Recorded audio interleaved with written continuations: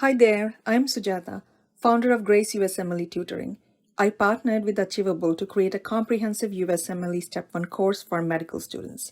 It combines my years of USMLE tutoring experience with Achievable's powerful software.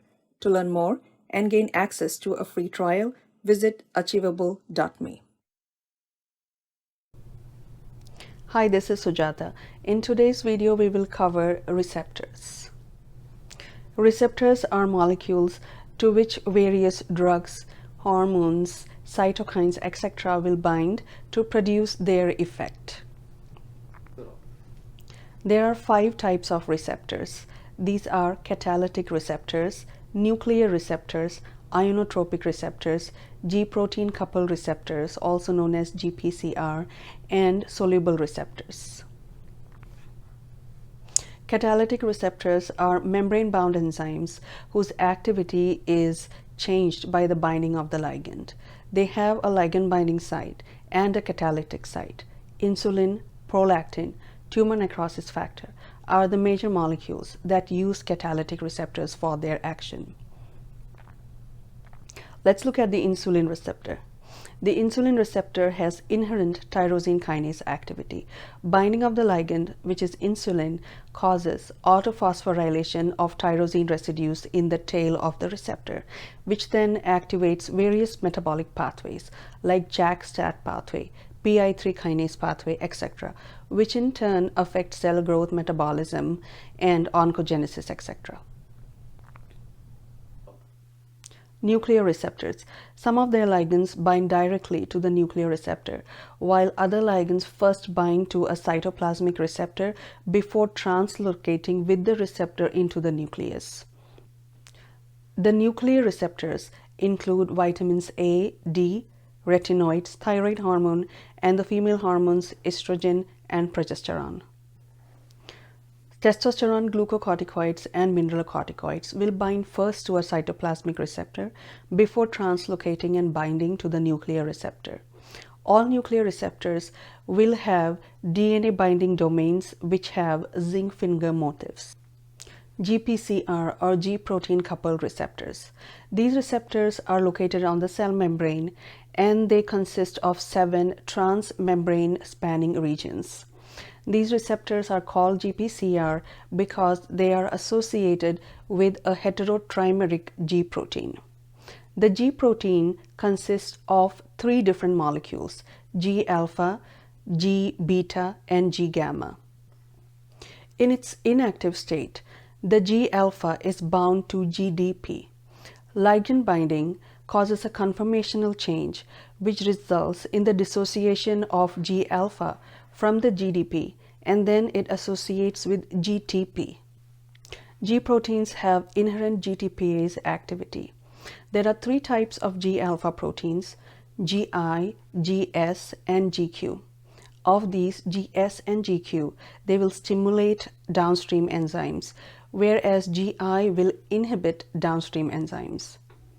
Different G proteins will activate different enzymes, which in turn will produce different second messengers, which in turn will activate serine and threonine kinases to produce their effect. The table shows the different types of G alpha proteins, the enzymes, and second messengers that are produced in their metabolism. GS is going to stimulate the enzyme adenylate cyclase, and the second messenger is CAMP, whose levels will be increased in the cell. GQ is going to stimulate phospholipase C to produce the second messengers IP3 and DAG.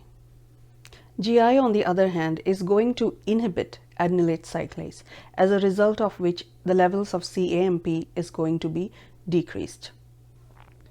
Ionotropic receptors. These are membrane-bound, ligand-gated ion channels. Binding of the ligand changes the flow of ions through these ion channels. Examples are receptors for GABA A, glycine, nicotinic receptors, etc. Soluble receptors. These receptors exist in 2 forms. One form is membrane-bound and the other is a soluble form. The soluble form is nothing but the extracellular portion of the membrane-bound receptor. Interleukins, interferons, thrombopoietin, growth hormone, TNF-alpha, etc. are some of the major molecules that can bind to soluble receptor. When the ligand binds to the soluble receptor, it prevents the ligand from binding to the cell membrane receptor, hence it blocks its action. This mechanism can be used to our advantage in therapeutic purposes. For example, etanercept is a decoy soluble receptor for TNF-alpha. So when you administer etanercept to a patient, it's going to bind to TNF-alpha.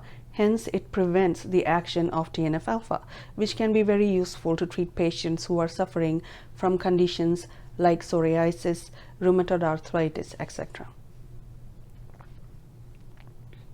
Let's look at a typical USMLE question on this topic.